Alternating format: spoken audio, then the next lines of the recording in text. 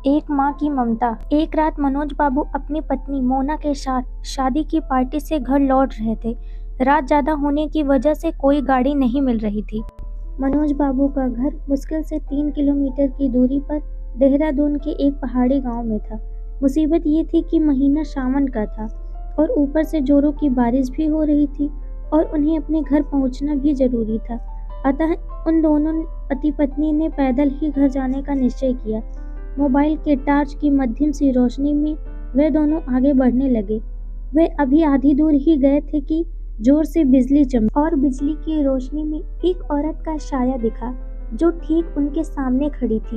इस सुनसान सी सड़क पर रात के अंधेरे में अकेली औरत को देखकर उन्हें डर लगा और मन में तरह तरह के विचार आने लगे कि कहीं ये खैर जो भी हो देखा जाएगा। ऐसा सोचते हुए उन दोनों ने अपने कदम आगे बढ़ा दिए, लेकिन बिजली अब बार बार लगातार चमकने लगी थी और उस बिजली की चमक में वो औरत दूर से ही साफ साफ दिख रही थी। वो औरत उन्हें रुकने का इशारा कर रही थी। उसे देखकर मनोज बाबू की पत्नी की तो हालत ही खराब हो रही थी, लेकिन मनोज बाबू को अब लगने लगा कि ये औरत शायद किसी मुसीबत। मनोज बाबू जब रुके तो वो औरत उनसे हाथ जोड़ते हुए बोली, भाई साहब प्लीज मेरी मदद कीजिए। तेज बारिश और पहाड़ी ढलान होने की वजह से मेरी गाड़ी का एक्सीडेंट हो गया है। मेरी गाड़ी इस पहाड़ी ढलान से नीचे गिर गई है। उसमें मेरी 1 साल की मासूम बच्ची है। आप दोनों उसे बचा लीजिए। इतना कहते ही वो औरत आगे आगे चलने लगी और न चाहते हुए भी मनोज बाबू अपनी पत्नी के साथ उस अजनबी औरत के पीछे पीछे चलने लगे। लेकिन एक अनजाने भय से उन दोनों का दिल जोर जोर से धड़क रहा। जैसे ही वे दोनों पहाड़ी से नीचे उस गाड़ी के पास गए तो उन्होंने देखा कि गाड़ी में एक प्यारी सी मासूम बच्ची रो रही है।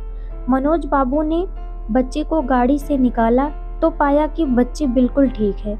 मनोज बाबू ने उस बच्चे को अपनी पत्नी की गोद में दे दिया। फिर मनोज बाबू को लगा कि ड्राइवर की सीट पर भी कोई है। जब वो आगे जाकर देखे तो उनके होश उड़ गए, क्योंकि ड्राइवर की सीट पर वही औरत खून से लथपथ होकर मरी पड़ी थी। मनोज बाबू को अब सब कुछ समझ में आ गया। वो दोनों पति पत्नी बच्ची को अपने गोद में लेकर अपने घर की तरफ आगे बढ़ गए। रास्ते में उनकी पत्नी ने उनसे पूछा, वो औरत कौन थी? फिर वो औरत दिखाई क्यों नहीं दी? कहीं वो कोई? मनोज बाबू बोले, वो एक माँ थी, मरकर भी अपने बच्चों के लिए तड़पती है, जो वही एक माँ थी वो। मनोज बाबू की ये कहानी सुनकर मेरी आंखों से तो आंसू ही निकल आए। दोस्तों, अगर कोई मुसीबत में हो तो उसकी जरूर सहायता करें। क्या पता हमारी एक छोटी सी कोशिश किसी की जिंदगी में बहार ला दे।